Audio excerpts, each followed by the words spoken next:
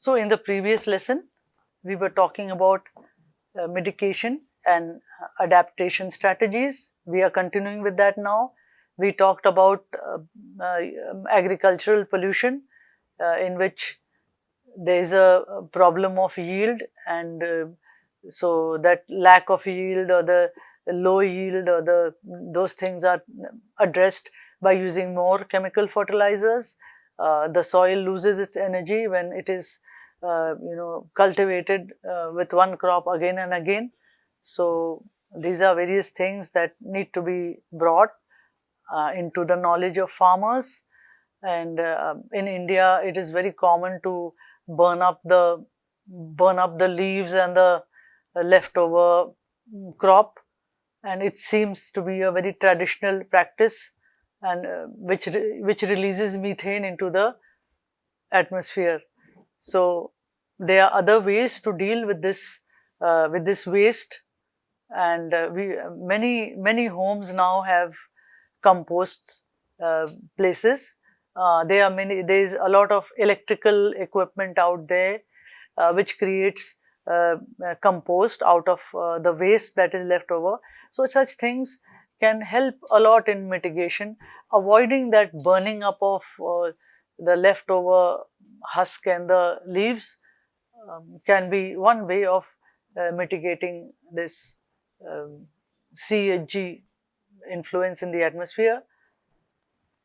So mitigation focuses on reducing the causes of climate change by cutting greenhouse gas emissions through actions like using renewable energy, planting trees, and improving energy efficiency.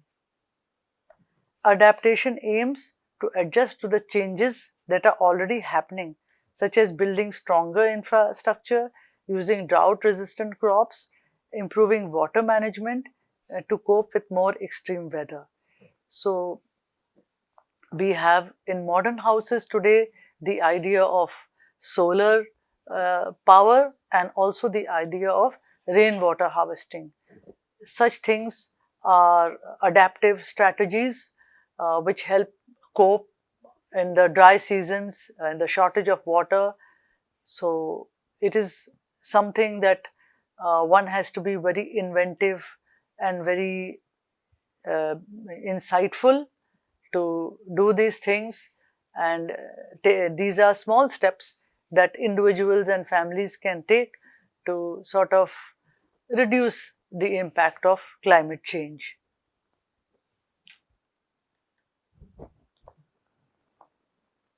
So some more efforts are there that we can undertake to reduce and prevent the emission of greenhouse gases, such as using renewable energy, investing in solar, wind, hydro, and other renewable energy resources. Energy efficiency, improving energy efficiency in buildings, transportation, and industries. It is often said that people use cars in cities, and if people are, for example, going from one locality or one society to a place that is common for all the residents of the society, pooling a car is always a good idea because it saves the atmosphere. Reforestation is also a good idea because planting trees will help to create a new carbon sink which had been depleted earlier. Carbon pricing, implementing carbon taxes or cap and trade systems to incentivize reducing emissions. So when there is a problem, there are solutions too, but as we will learn in later lessons in climate activism, one has to take action too. As we also saw in the earlier video in lesson 1, that one has to act. One may be educated, one may have knowledge, but they are useless if one doesn't act. So there are very small things that we can take charge in our personal lives that can make a great difference in the atmosphere around us. So how can we minimize the damage caused by climate change? We have already discussed this by planting more trees, by having buildings that are more resilient, and they can withstand extreme weather. And interestingly, today is a day or a century of science and technology, and we are going out into space. But if you look at the architectural wonders of years back, of old buildings, ancient buildings in India itself, the old palatial buildings or qillas, one will find that they are very well aerated. There were no ACs at a certain time, and there were no fans at a certain time. But these buildings, if one stands in them even on a hot summer's day, they are extremely cool inside. So this is the effect of architecture, and this is what resilient buildings are like. And many countries, like Japan and China, are trying to create buildings that are resilient in this way. Also, we have so many Indians who had found very good jobs outside, and they were four-figure salaries, they were earning dollars, but they decided to come back to India, and they have sort of reforested patches of dry area in India, and they have tried to construct buildings that are nature friendly. So being nature friendly in our lives can be a very big step towards minimizing the damage caused by climate change. Living in a nature friendly manner and trying to use machines and such things the least possible is a very good idea. Even when we talk about kitchens and food, we know that earthen pots are better than the pans that are have artificial chemicals in them, non-stick and all. They are not so good as what our forefathers and ancestors used. They used copper. These are all nature friendly. They used iron, and they used earthen and clay pots, which were extremely healthy, extremely good for cooking, and extremely climate friendly, because there was no waste disposal. Clay will go back to clay, and it can always be recycled. So wisdom of the ancients is something, can provide many ideas for reversing climate change. Water management means developing better water management systems to deal with droughts and floods.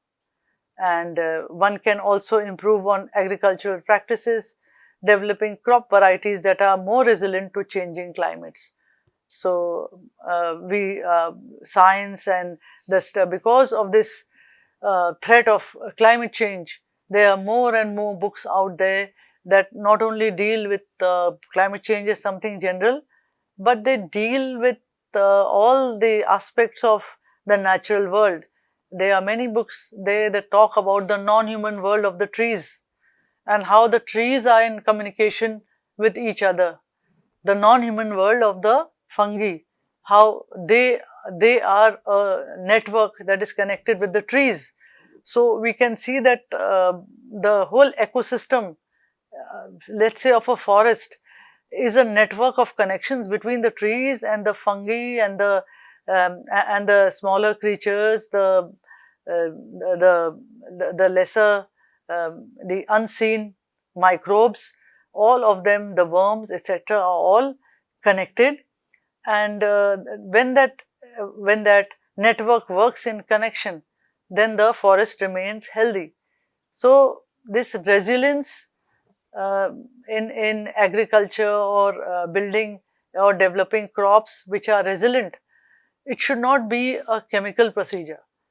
It should be something that goes in sync with other plants, because there is a very deep connection between plants and between trees. So a lot of research and a lot of books are being written in this area, and we learn that that thinking of a tree as something solitary or thinking of a plant or a certain crop as solitary is a wrong thing. They are all connected, and to help develop those connections between them, to help that network, is to help nature heal itself. So much like the human body, if we go for blind, cures for ailments, or you go deep down to see what the disturbance is and how you deal with the disturbance, and then you realize that the ailment may be caused because of that certain one disturbance. So it's like the whole universe and the earth and our human bodies have a certain system, and that should be, considered when bringing about, relief from the ravages of climate change.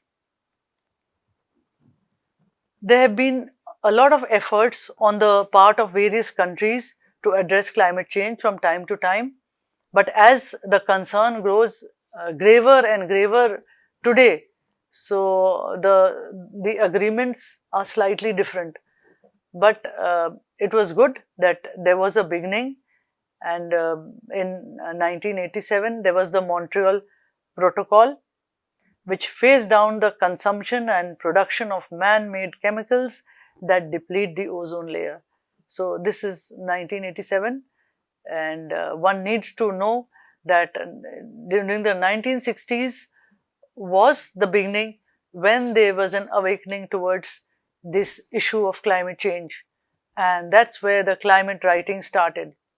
This after the Montreal Protocol, then the Kyoto Protocol, that was in 1997. It aimed to reduce greenhouse gas emissions. So when first it was the protection of the ozone layer, then after that the realization 10 years later that the GHGs have increased.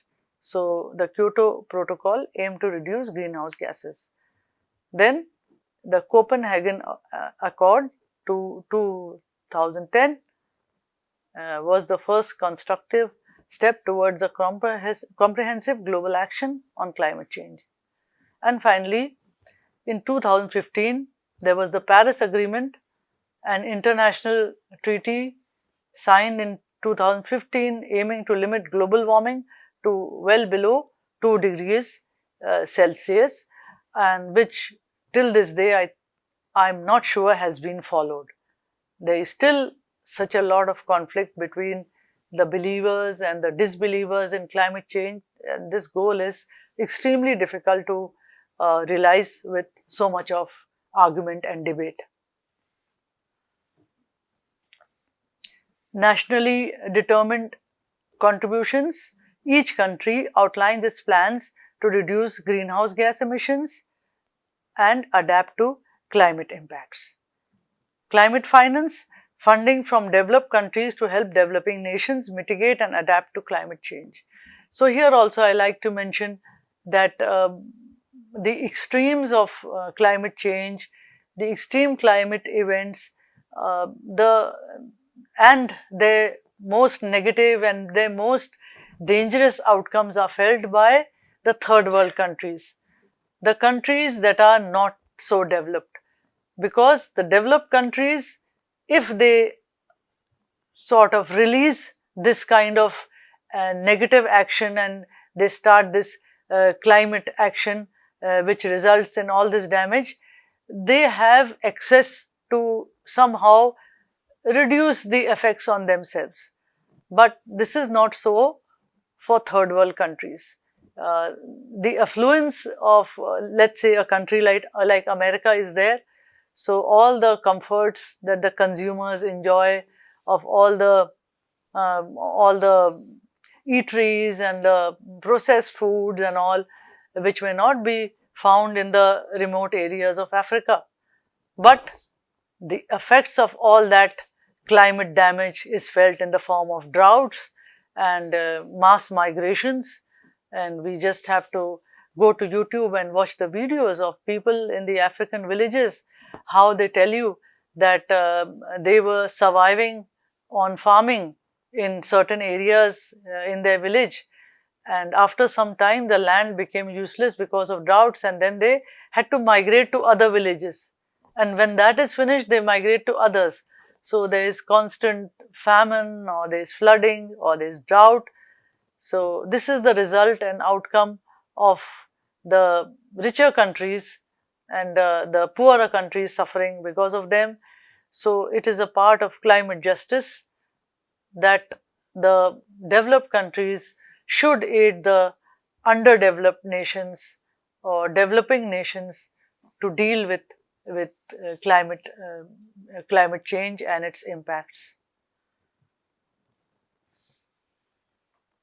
There are various modes of studying climate and talking about climate change, dealing with climate change. So these are scientific research and technological innovations. Climate modeling.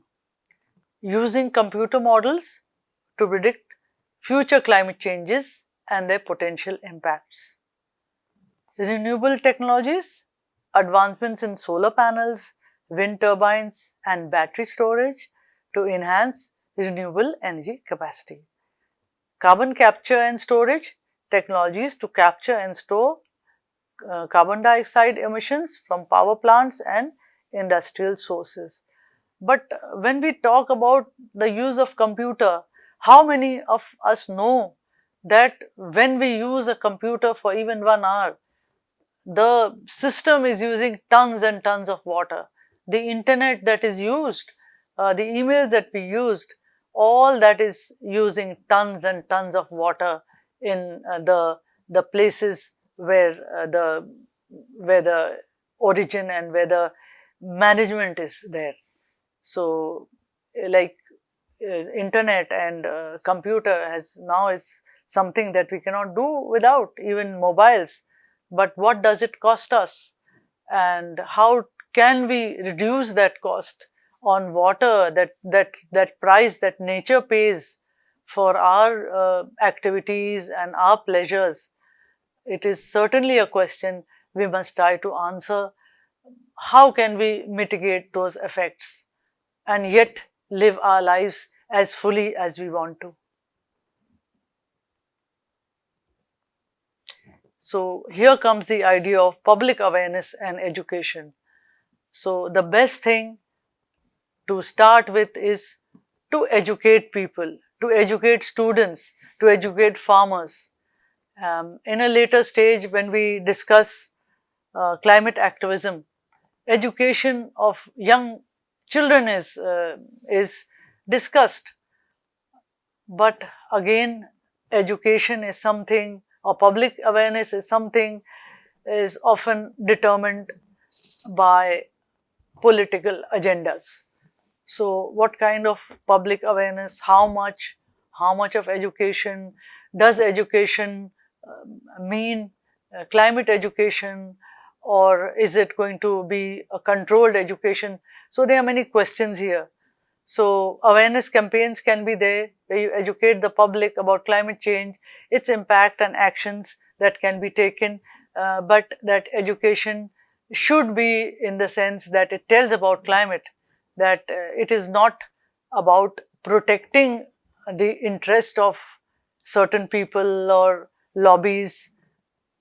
So this is an area that is very slippery, and there's a lot of conflict and debate about it, but education matters.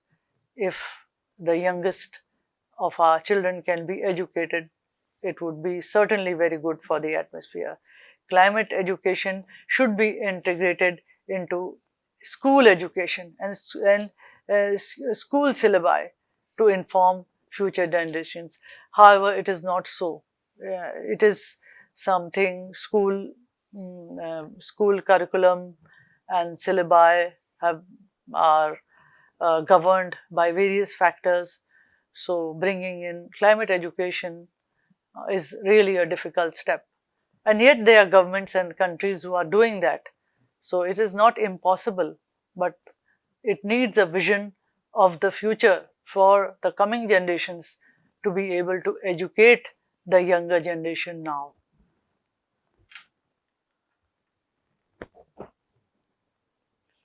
Let us go now to the connection with English literature or the connection with literature. We were talking about climate change and how it's connected, deeply connected with literature. So, though we discuss English literature, we could talk about this in the context of any literature, because as we have discussed earlier, that nature and climate have been with human beings ever since they came to this earth, and the expression of their values and their systems in the form of literature has always been there. So this relationship has been very long and dates back, if we talk about English literature, dates back to Anglo-Saxon times and even beyond that. But let's begin with the Romantic era in English literature, the late 18th to early 19th century. The key figures in this Romantic period were William Wordsworth, Samuel Taylor Coleridge, John Keats, and Percy Bysshe Shelley. And what was the essence? Nature was very important. Nature was very important to the Romantic poets. Nature was idolized and celebrated as a source of beauty, inspiration, and emotional solace. And very interestingly, Wordsworth was the one who found a voice in nature. He personified nature. And this idea is heard in eco-spirituality. That is also one of the disciplines that deals with climate change and with nature, where nature has a voice, nature has a soul. So Wordsworth felt that there was a soul stirring in nature. Wordsworth's lines, written a few miles above Tintern Abbey, emphasizes the sublime beauty of nature and its restorative power. So this idea of the healing power or the restorative power of literature is nothing new. If we think of the ancient systems of medicines, whether they are Chinese or Ayurveda, that deep connection with nature is there. And so when we read Wordsworth poetry, this connection to nature is nothing new. But for the Romantics and for those who appreciated that poetry during that period, it may have appeared to be something new. So Wordsworth has framed a lot of his poetry, as have other Romantic poets, in the lap of nature. Some poets celebrated the beauty of nature, some the inspiration, and some found that nature had a moral lesson to teach them. So Coleridge's poem, The Rime of the Ancient Mariner, is one poem that shows nature as a moral teacher. Wordsworth also felt that nature was a teacher.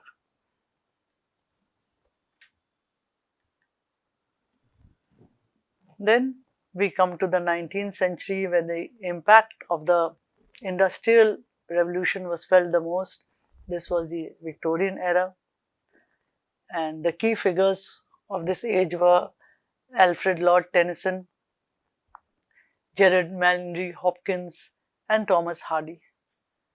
The themes were industrialization's impact on the natural world, nostalgia for a pre-industrial past, and nature as a reflection of human emotions. So one of the defining characteristics of the Victorian era was the somber nature of the verse, was the sense of unhappiness, sense of depression with the present, with the times. How, even the novels of those times, if we talk about the novels of Charles Dickens, then we learn about the industrialized world in which there is an exploitation of labor, of children especially. So there is a kind of sadness and a disillusionment in the Victorian era. It seems that the relationships also are untrue. If we talk about uh, one of the poems, Dover Beach, we learn about the sadness and the disillusionment with the human world. So this poem is by Matthew Arnold, and it's like, the coming of the industry, the coming of wealth, and the period of imperialism, sort of changed human beings and made them very mechanical, very materialistic, and somehow the softer emotions were dead. They were just considered empty sentimentality. So the Victorian era talks the most about the impact of industrialization. And then there's this poem by Thomas Hardy, The Darkling Thrush. It reflects on nature amidst the bleakness of industrialization. So there are many such poems in the Victorian era which try to celebrate the past, the pre-industrial era, the era of grandeur, of peace, and then the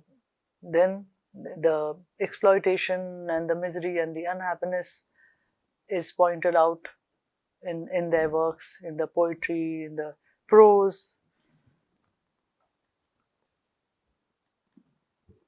Then in the early 20th century, we come to the time of the post-war era, and once again it's machines and technology that are sort of reducing nature to rubble. They are sort of dominating nature, and the human side, or the natural side of the human world, is kind of lost. Everything seems mechanical. Nature and its common threads with a human being, they are sort of lost. So the key figures were D.H. Lawrence, Virginia Woolf, W.H. Auden, and the themes were nature as a counterpart to the mechanization and the dehumanization of modern life, exploration of the human-nature relationship. So Lawrence comes out as very strongly in this, how he talks about the human cycle and the natural world in contrast to the industrialized world in his novels such as Sons and Lovers. Then the present context, the post-World War II to the late 20th century, there came to be this awakening towards the environment, environmental awareness, rise of environmental movements influenced by literature, bringing ecological themes to the forefront. So the key figures are Rachel Carson, Ursula Le Guin, and Gary Snyder. Poetry examples are Carson's Silent Spring, which raised awareness by the environmental impact of pesticides. So Rachel Carson's book is very important because in the 1980s, the idea followed about environmental awakening, about the damage to nature. So here we have discussed how there were tremendous impacts created by climate change, and then we come to the discussion of literature to sort of connect them later together. So we'll stop here and we'll meet again in the next lesson. Thank you.